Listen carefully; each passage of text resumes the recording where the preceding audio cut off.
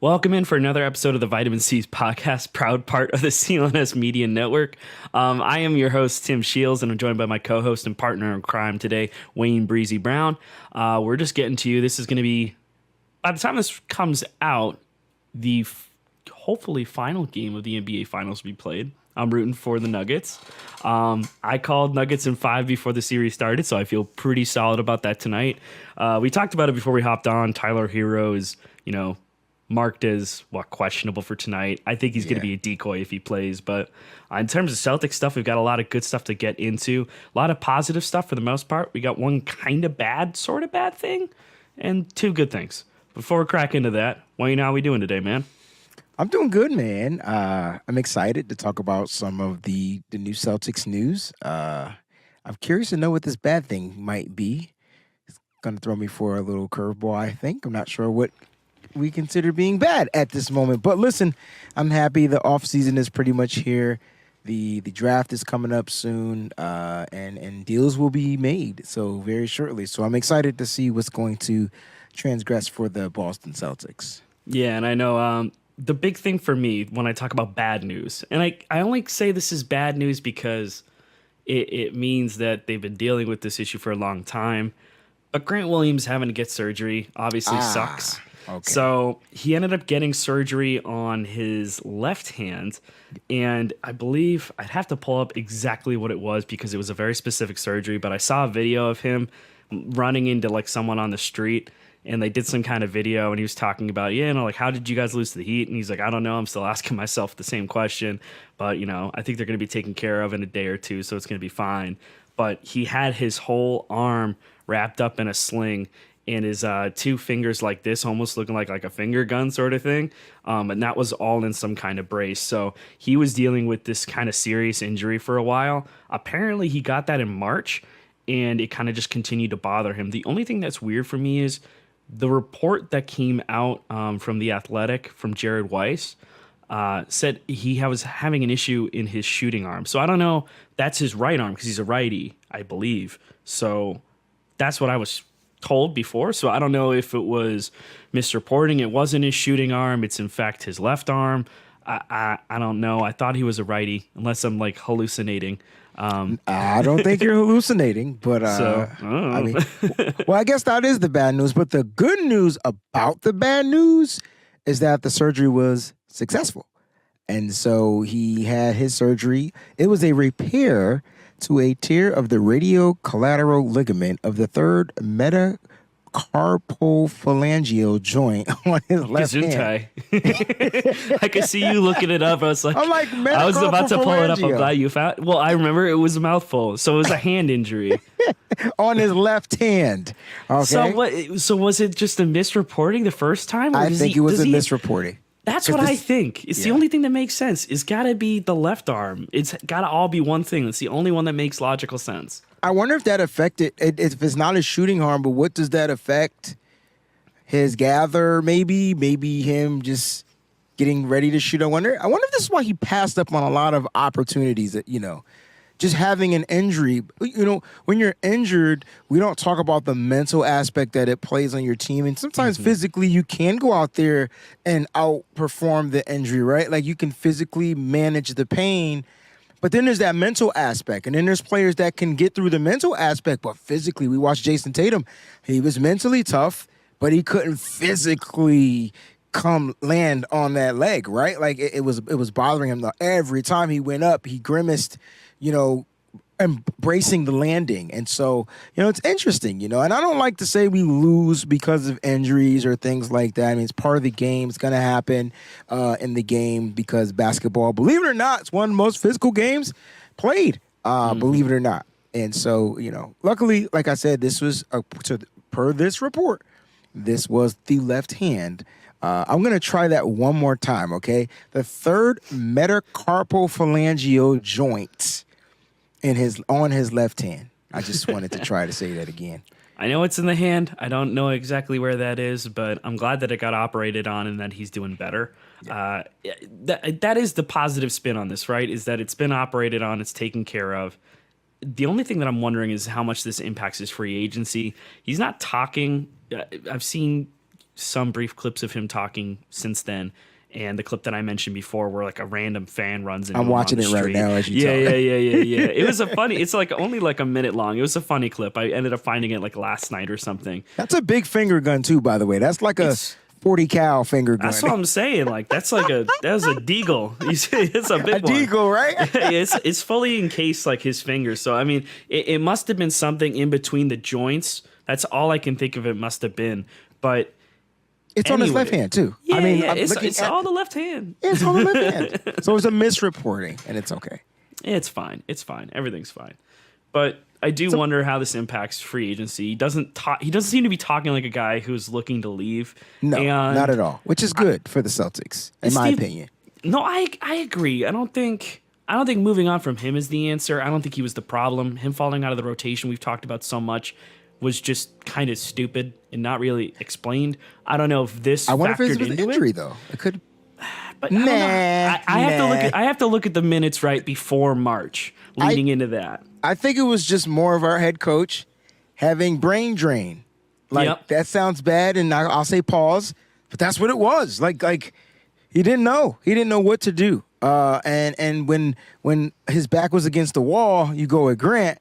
Because what else do you have to lose? It's funny when you're playing with, what else do you have to lose type of factor, and whatever happens. And we got really great minutes from Grant Williams in that last series, if I'm not mistaken. I thought his minutes were excellent. Where there are times he played like the indecisive Grant Williams, where he would kind of like pump fake and then try to dribble and get around. I'm like, Grant, just shoot the damn ball. Like, just shoot it. If it goes in, it goes in. Yes. If it doesn't, no problem. There'll be guys there to try to rebound for you, but once Grant gets that mental capacity down to just shoot your shot, Grant, he's a three-point shooter. He can hit, especially from the corner. We watch him occasionally pull up, hit the pull-up three. I'll be like, don't shoot that one. And then that one goes in, but he won't take the wide-open ones in the corner. But I feel like, in my opinion, Tim, that Grant is the new Marcus Smart. And if you remember Marcus Smart during his earlier days, he was tremendous on defense, wasn't giving you much offensive production, but he was a nagaboo, and he made sure that he got the ball back. He made right plays. He's not getting paid top dollar for a point guard in the league, but he got paid enough to be and remain with the Boston Celtics. And I feel like Grant Williams is on that same trajectory. I almost had a slight pause where I called him Grant Hill. I know I've been doing better. You've been so good. You've been so good for so long now. It's been like at least like a month and a half since I heard Grant Hill come out of your mouth. I haven't heard you say it since then. Honestly, it's been like 2 months. I don't know if you heard the pause. It was there. I was pregnant. It was it was a long pause. There's a moment of registration there. There's only one Grant, damn it. I'm sorry. Well, the one that matters at least. Right. Well, yeah. But with Grant specifically, I feel like the 3-point specialist is kind of what he's at. And when he tries to play outside of that role is when things kind of get complicated. He added these nice little wrinkles to his offensive game, but sometimes he kind of got tunnel vision. So maybe factoring into, he got the injury, right? But I think maybe leading into that, he kind of was in a cold stretch. So I think, he was playing out of his role, wasn't playing to the role that, Joe wanted him in. And then so that kind of like led to less minutes. He got injured. And then it was like, okay, now we have to go about managing this injury that's pretty significant that he chose to play through. So it wasn't something that like, oh, we don't know if this is going to be a problem long term. No, he chose to play through that injury that could have very well meant to get that operated on and be done for the year. So more power to him for playing through that. And I don't think a guy who was planning to leave would jeopardize the chance to like get healthy before the offseason if he was going to leave, because I think now, obviously, you made it to Game 7 of the Eastern Conference Finals. It was still somewhat felt like a letdown, but I feel like if he was fully healthy going into this offseason, he would have a better chance of getting more money if he was trying to leave. So I'm just trying to read tea leaves here. I know there's a super positive spin on it. I just think that if it were a situation like, screw this, I don't want to make this injury any worse. I want to get it operated on now so I don't have to worry about this in the summer. that's probably what I would imagine he would have done. But maybe that payday's there regardless. But maybe losing was a gift in a way, because he's not the only player I feel like that's dealing with a nagging injury. And Tatum's got to get that wrist. Tatum's got to get the wrist fixed. He's just got to get it done. It always comes back to haunt him. And so why not take this time? You've had some time off. Take the time, get the wrist surgery, and then we'll see what happens after that. But you know what? That's easier said than done. You're talking about a shooter and them operating on your wrist. That's not an easy mental thing to think about. Like, you know what I mean? Like, the only time I want to get a damn spinal tap is if I'm sick and I can't do any other thing. Yeah, to do this. I mean, other than that, if I know and I'm not sick, you're not taking a spinal tap. You're not touching my back. But when I'm on my bed and I might be on my way out and you got to get that bone, spinal tap, hell yeah. I'm about to die anyway. Might as well go ahead and do it. So for like Tatum, I'm hoping he goes ahead and finds a way to get that wrist surgery. But I wanted to ask you this hypothetical comparison about Grant Williams, right? Let me ask you this question. If you could get PJ Tucker on your team, would you do it? I mean, depends what version of PJ Tucker and what age. If you get you're getting, let's say you get prime PJ Tucker, that's just a damn nag in your face defensively. Are you saying in terms of comparing him to like what Grant could be? You weren't supposed to try to figure out what the hell I was trying to compare. I get what you're saying. Yeah, I know, but you know where I'm going with it. Well, you know who I've always kind of compared, and I don't know if this is a fair comparison or if it's an accurate one, but in my mind, I always kind of thought of Grant Williams as kind of like a baby Boris Diaw, where he's got the body to defend. Boris. But yeah, so Boris was like a big enough guy to like play some center minutes, but generally played at like the 4 and could bang the 3. And like he could move for like a big guy.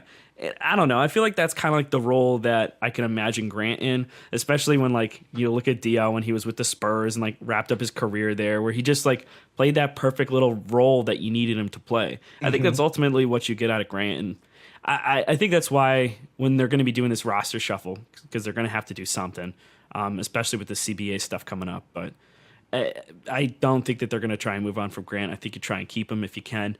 Obviously, you have to worry about the matching situation, but you don't got to worry about matching if you give him an offer and he agrees to it and you get it done, and then that's that. And you could start negotiating, I believe, on June 30th. June 30th is the date, correct. That I'm expecting for a lot of talks to come out about Grant and the Celtics, around JB and the Celtics.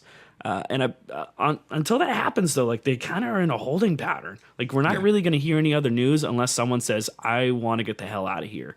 Unfortunately, we have not heard that yet. But what we have heard, in regards to what you said before about brain drain, we got a couple new coaches. We already talked about Sam Cassell on our last episode. I thought that Sam Cassell was going to be the lead assistant, but apparently that's not the case.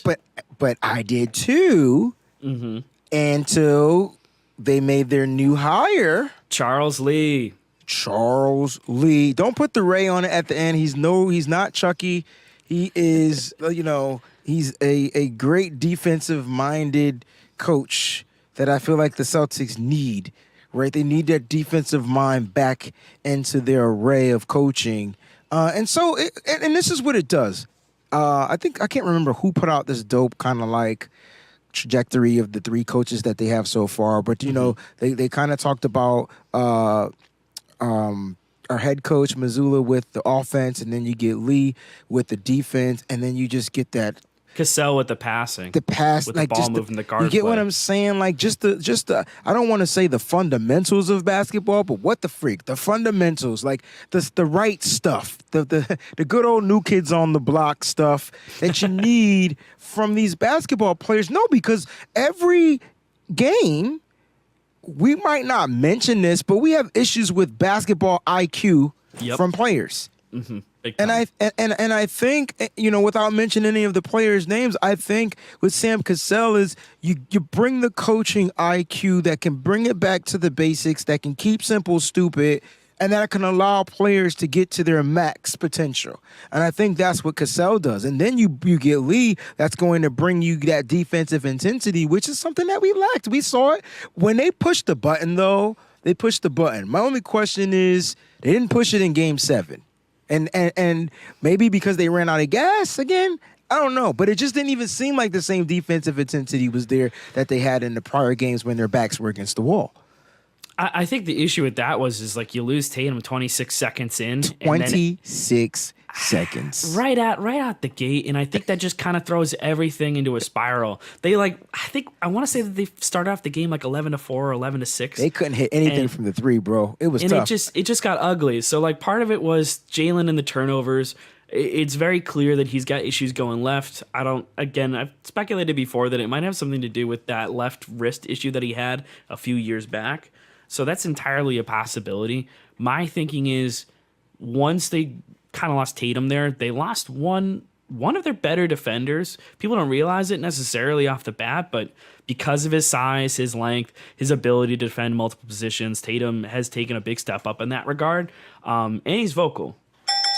So and the way he plays lanes, if you want to add that to length, but the way he plays the lanes, he's able to get you a few steals when you're not expecting pick them. Yeah.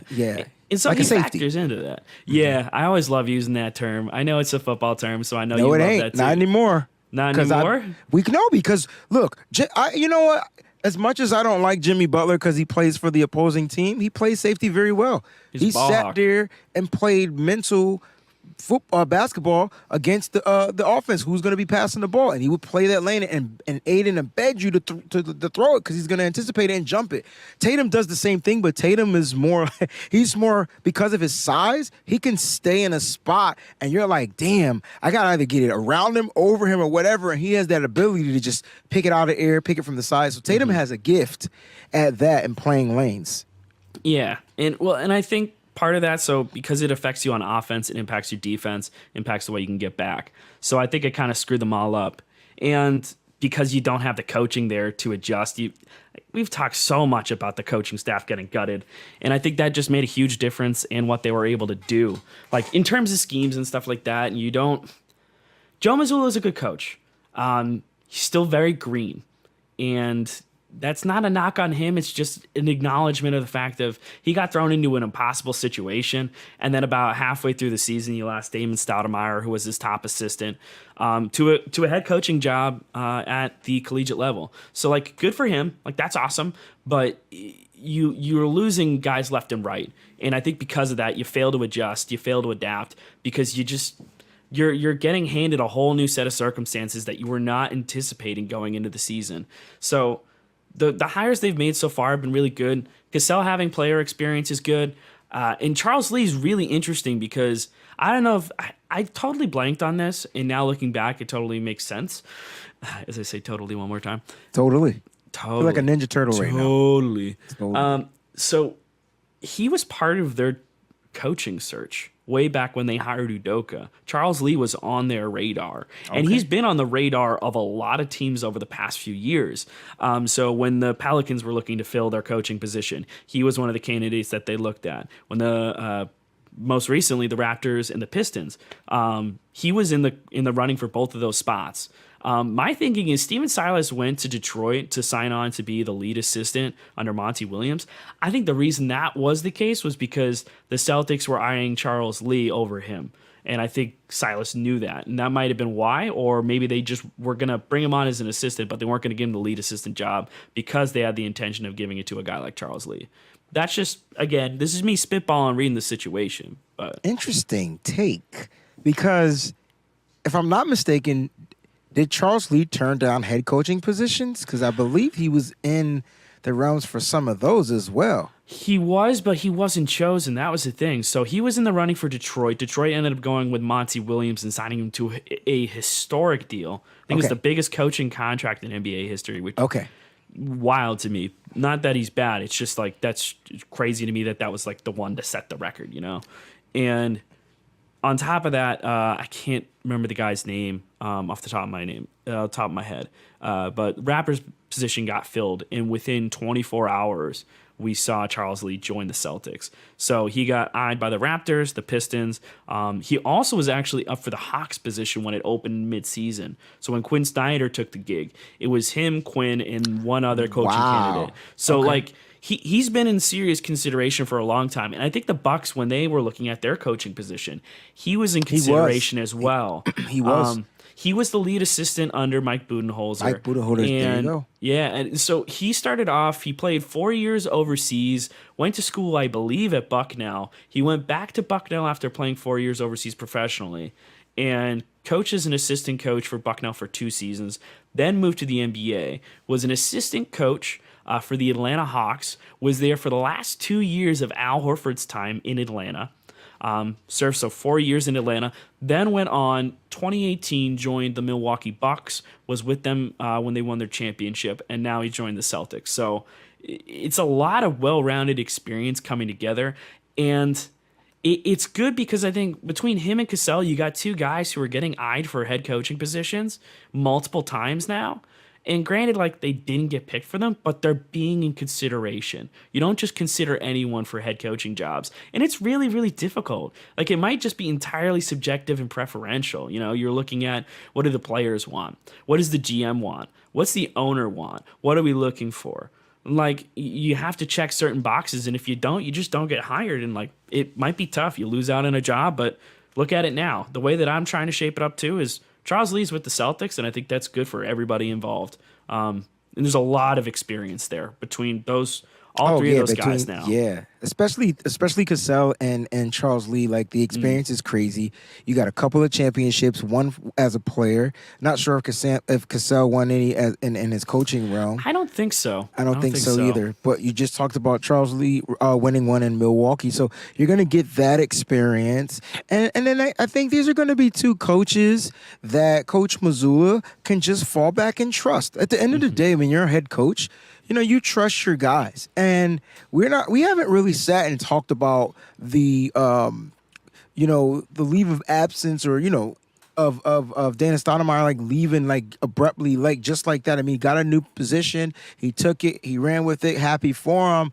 We didn't really get a chance to kind of like digress and break that down, like, and how much that would factor in, because we're just thinking, the head coach got it. He'll do. That was a lot on his plate, and I apologize to Coach Mazzulla for not recognizing that he didn't have.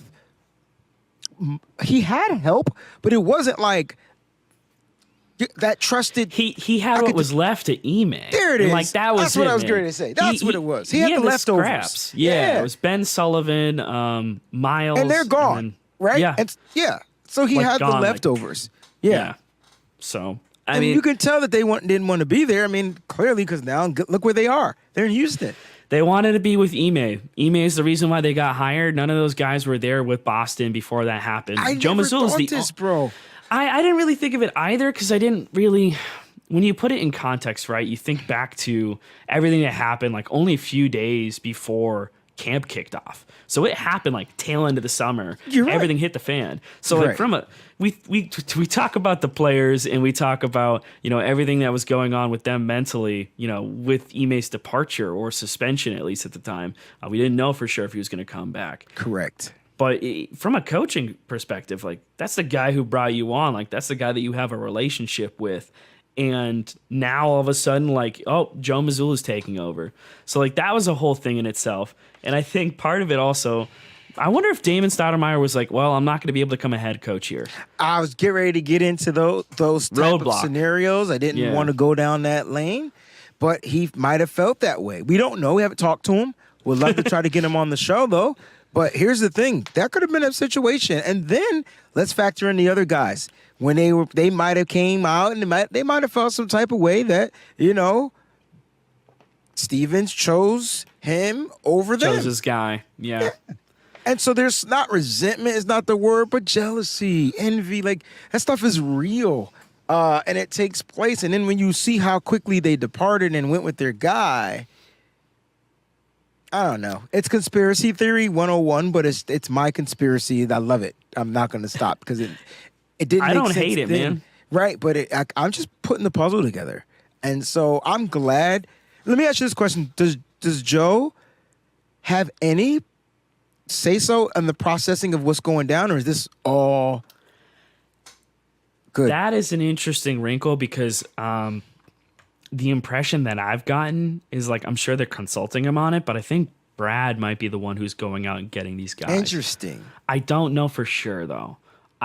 So I only think this because I ended up editing an episode of Celtics Beat the other day that just dropped, by the way, with Keith Smith. Talks about the CBA ramifications, so check that out. Oh, that's those why you guys said are there's awesome. going to be some new things going on with the CBA. Got you. Oh yeah. CBA is going to be really, really tricky with a lot of stuff.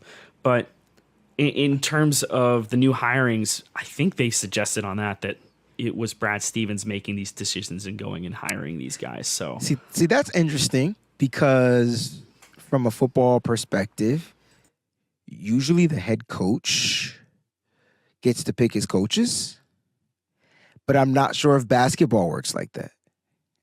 I think it does because, I mean, Ime went and picked out his coaches. I'm wondering if, like, Joe is in on the process, but Brad Stevens is ultimately like, hey, I think we should go get these guys. And, like, that's, like, what it is. I don't know if it makes Joe feel any kind of pressure where it's like, I feel like I'm looking over my shoulder now because you went ahead He's being and added micromanaged. these. Yeah. It's not even micromanaged. It's just you have guys who are really, really talented, right? Guys who have, again, been considered for head coaching positions that are now behind you on your staff. And does it put a little bit more pressure on you to perform? Like that. As a head coach, yeah. It's possible. So maybe Brad is applying a little bit of pressure. Guys that are clearly candidates for coaching. I tell you what, when the Celtics win next year, I guarantee you both of them will be gone. I guarantee. I hope not. But you never know. You never know. They'll be gone. I won't say that. Charles Lee and Sam Cassell will get head coaching jobs. And what's the coach for Detroit? He'll be fired again, right? He gets fired like every 2 years. You ever notice that? Monty Williams, him. There's another one. They just get fired every 2 years. Dwayne Casey. They could be Dwayne winning. Casey got fired from Detroit, and Monty and Toronto, right? Like they could be winning and have winning seasons, and next thing you know, they're gone. I don't know what that's about, but it's crazy. It's a coaching thing. Like, it's an issue in the NBA. I know that players have talked about it, but specifically, like, Eric Spoelstra was talking about it because it was in the middle of the playoffs where we saw Monty Williams get fired from Phoenix. Frank Vogel's come and taken his place, and Monty was not out of work for long, nor should he be. He's experienced. He won Coach of the Year, like, what, a year or two ago? That's my point. So, but you look at all the Coach of the Year winners. How many have been fired over the past few years? So maybe the we Dwayne never Casey one was fine because I think it was questionable that he won. Like, he deserved to win it, but like there were guys who were in the same airspace as him that could have won it, but then he got canned. Some of these guys, they run their course, but it's not. We're in the era of player movement and players impacting team franchises, like the directions and stuff. Star players, got to put that word in front of it. Star power. I tell you what, I don't want Mazzulla to ever win Coach of the Year then. Yeah, I don't know if it's the kiss of death, but it's certainly, I don't know, man. Because the team, the team, because of the star power and the talent on this team, is always going to be a contender. Let me remind you that Jason Tatum, and I'm hoping that they find a way to extend Jaylen Brown. It does not make any sense. I don't care how bad Brown played. It doesn't make any sense to break that up. That's dumb. That you would have to start over. Like that's silly. Right? Only do it if you have to. Only do it if you have to. Yeah. But anyway, back to that. We have that star power. If I can add anything to our roster, it would be one or two grit players, and then you keep saying, give me somebody that could just shoot the three. And it ain't you want Sam another Hauser. Movement shooter. That's it. You want somebody like that. Find the next Ray Allen.